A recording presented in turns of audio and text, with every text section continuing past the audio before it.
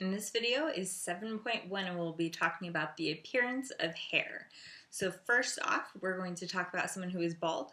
So you're going to use the 8, but it's an open 8, so you just have your middle finger pointed down, okay? So you go in a circle that they are bald. Bald.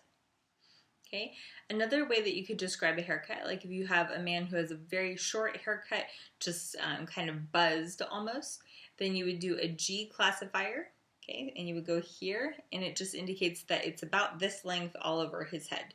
So you would just do it this way, okay. Then we also have, say the woman I have a picture of has shoulder length hair.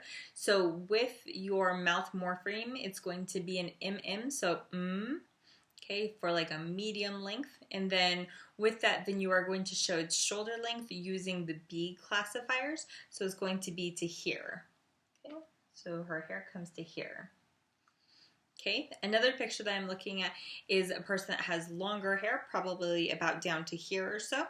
And so with this one, you are going to also be using the B classifier to represent the long hair. You're going to have an open mouth. So you'll be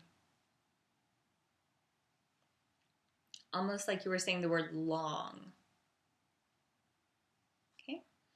In the next picture, I have a guy that has curly hair that's shorter. And so with this, then you are going to just be making this motion with a clawed fist, not fist, with a clawed hand shape. And so with this, you will be going just kind of all over the head, showing it's curly. Okay. If your hair is more of a wavy length, maybe like longer than shorter, then it actually will be this hand shape, and you will do the E with it. So it'll go, okay? So it's curly, and so for his it's shorter, so or a medium length that would be considered. So you would go, and the girl who has longer hair, maybe closer to mine, would be, okay, so those are some of the hairstyles that you can describe the way that their hair looks, the appearance of it. Another way is that you can describe the bun, which you will use 2 hands to show that you are pulling back the hair into a bun, and then you will use a claw to see to show how the bun is placed. Okay, so for this one, then you would take both of your hands and pretend like you're pulling your hair back into a bun, and then you would do the actual bun hand shape on there, just to show like, oh, the bun's placed here. Okay, so just pull the hands back and into a bun with one hand. Okay, similar to that would be a ponytail. So for the ponytail, you are also going to have 2 hands that are pulling the hair back, and then you will use an O like this. I don't know if you can see that, hopefully. So you're going to pull the hair back and then here into an O, and then you're going to pull it down kind of over your shoulder. So it'll be like this.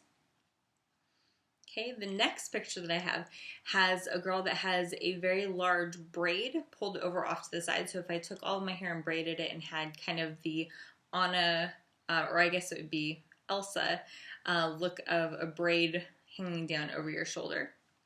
So this one, to represent the large braid, is going to be an R hand shape. So that is the one, so this is the sign to braid. So I'm going to, I will braid your hair.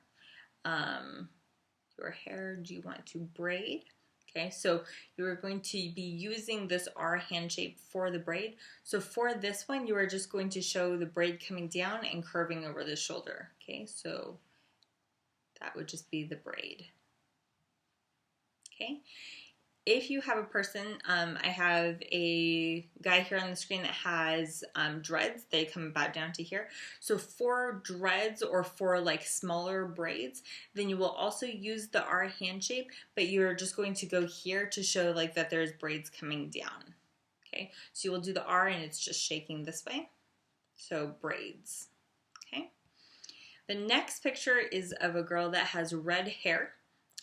Just kind of a more natural looking red hair, but in the book then it emphasizes the red, so it goes red, so it has exclamation point before and after the word red to show that you are emphasizing red. I don't quite know why emphasis on red is so very important, but that is what the book says. So I would probably just sign red hair, and the book says red hair. There's also gray hair. which is just signed normally. So gray hair.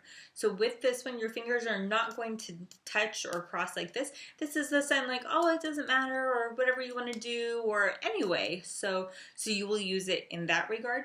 But gray has your fingers staying straight and going through each other this way. Okay, so she has gray hair. Okay, so that's all we have for appearance of hair. There you go.